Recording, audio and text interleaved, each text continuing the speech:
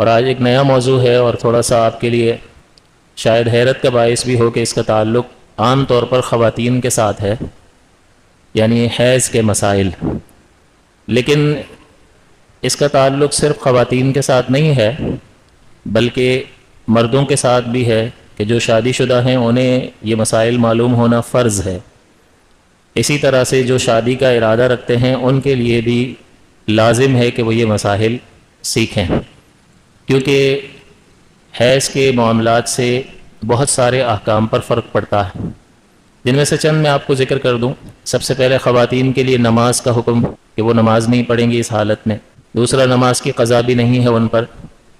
ان دنوں کی نماز کی قضا نہیں ہے کیونکہ یہ تو ہر مہینے پیریڈز ہوتے ہیں، تو اتنی ساری نمازیں جمع ہو جائیں گی تو یہ کس طرح سے اس کو ادا کر سکیں گی، کیونکہ اس کی زیادہ سے زیادہ مدت 10 دن ہوتی ہے، تو 10 دن کی نمازیں 50 ہو گئیں. تو اگر 10 دن کی عادت ہو تو 10 دن کی 50 نمازیں، 7 دن کی عادت ہو تو 35 نمازیں.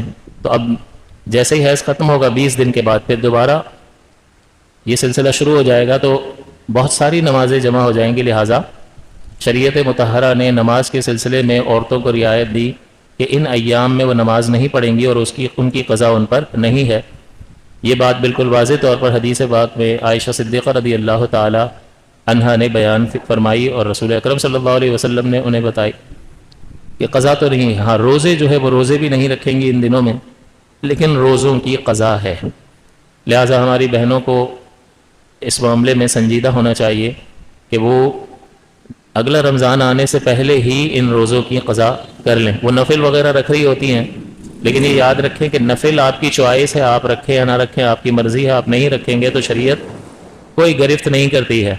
لیکن اگر یہ روزے باقی رہ گئے تو اس کا حساب دینا ہوگا، کیونکہ ان روزوں کی قضا فرض ہے اور فرض کا ترک حرام ہوتا ہے. اگرچہ ساری زندگی اس کا وقت ہے، لیکن زندگی کا کوئی بھروسہ تو نہیں ہے، لہٰذا جتنا جلدی ہو سکے.